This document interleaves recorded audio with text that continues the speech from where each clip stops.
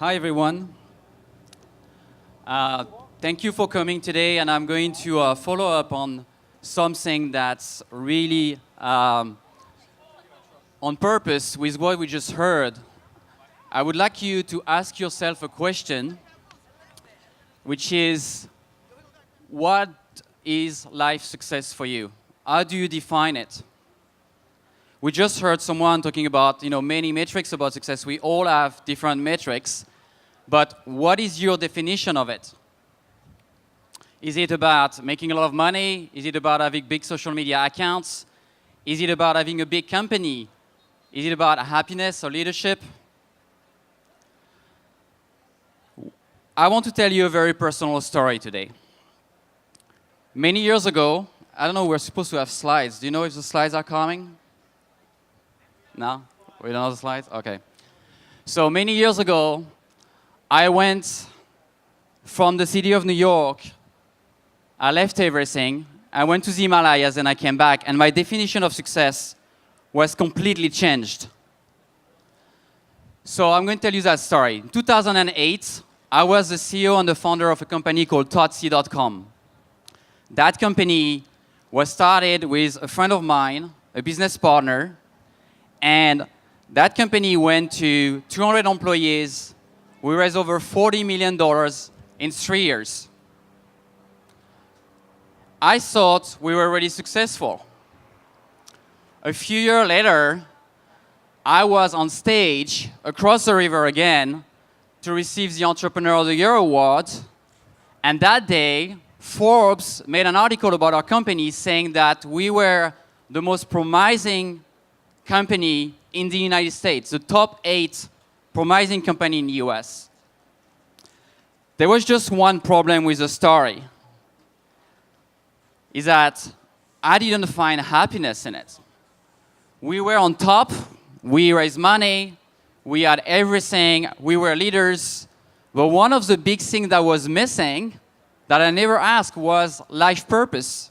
What really is my definition of success? And why is that important?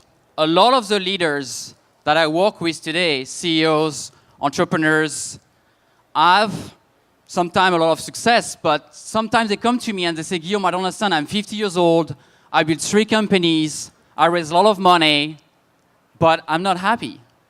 Why is that? Well, I want to tell you a story.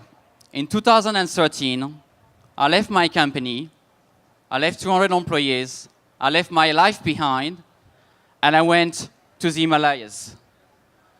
I went there for a year taking care of the poorest people. First at Mother Teresa. Second, are you guys seeing anything on the screen? Oh, here it is. Okay. I don't have the return, that's why. Okay, thanks. There was a voice in my heart, that's what this slide was about, that was telling me that it was not it for me. And you heard someone just before me saying what his version of success was. But if your version of success is not about having a big company or made a lot of money, or if you do that and you're lost still, are you really going to find your way? So I left everything. I took a backpack, 20 objects, and I went to spend a year, this is in Kolkata in India, at Mother Teresa, working with dying people. I spent time in the slums of Kolkata working with kids, time in the Philippines, time with monks in the Himalayas, teaching them English with a French accent, I guess. But what did I saw there that was striking me? I've seen over there people that were more happy than the people I've met here home across the river. I've had children and families that had nothing, literally nothing, but they were laughing. They were very fulfilled. I felt that there was something missing. So I came back and I changed everything. I left the city.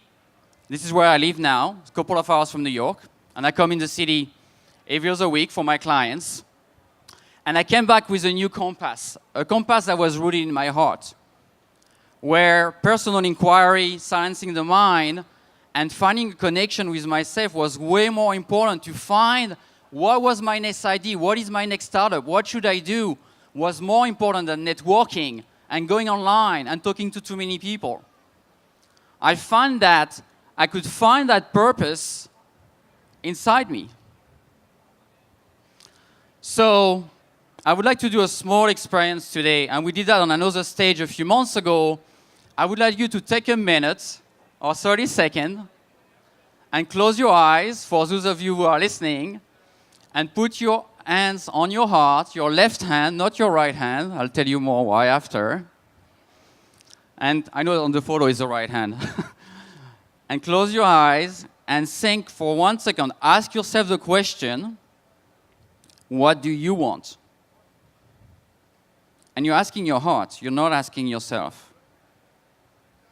What is driving you? What is important to you?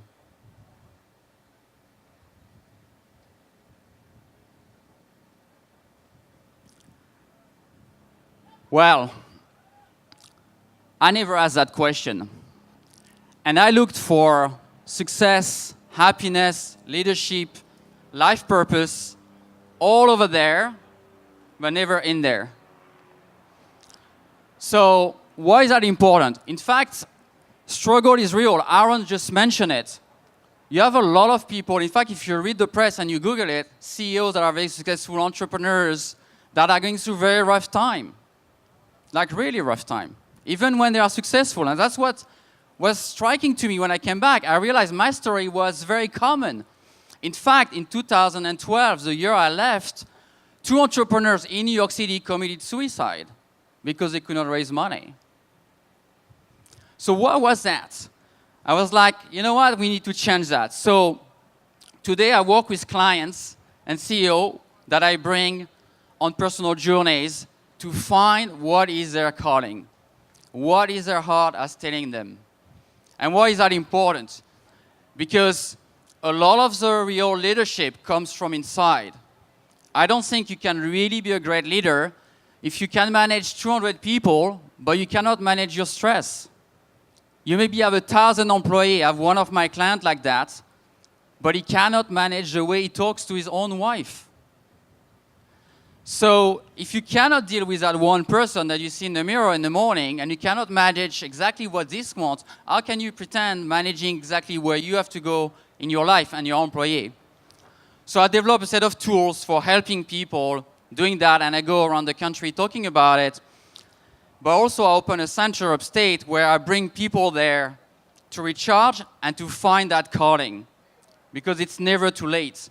Instead of starting companies over and over and over again, thinking, what is the next thing that's going to work? What is going to sell? What is going to be popular? Which is a wrong question. And probably the person before me would disagree. The real question is what drives you? Where is your bliss? What really makes you wake up in the morning? Because then there's no problem not working, just working all the time. So there is that voice in your heart that you can listen to it. And why is that important? Today, half of my clients are corporations that have problem hiring the new millennials, hiring people, because people don't want a job in an office. People want a job that is in a very different place where they can find their own purpose. They don't care about the company purpose, not really. They care about the salary and they want to be paid, but fundamentally people want to start their own business. In 2008, 80% of the people that came out of Harvard Business School went into consulting and big company. 80%. It's 20% today. 20%. They don't want to go to the big ones because they want to start their own business. People have this calling, and when you are a corporation, you need to answer it. So all those organizations are changing the way they recruit people, the way they develop talents, the way they can retain those people in a very different way. They recognize that each individual people in their company need to be fulfilled to truly reach the potential of the company. So I hope that you're going to answer that question, not too late. I can tell you that some of the people I work with are in their 50s. They're very successful. Some of them are even famous. But deep down, they have a dark secret. They're not fully happy. They're not sure that this is their life purpose. And it's really hard to realize that when you are in your 50s. It's better to start doing it when you are in your 20s. So I really invite you to see how you can find that voice and hear it, because your brain is going to try not hearing it and be directed by, okay, what's successful, where should I work, where is the best company? But your heart is never going to stop trying to tell you that there is a calling for you. So I have a lot of online tools on my YouTube channel, iTunes podcasts, I have a very big blog. So I invite you to go there and to try those tools to see if you can answer that voice, because I can tell you it's really worth it. I thank you very much, and I hope you have a great day at Propeller.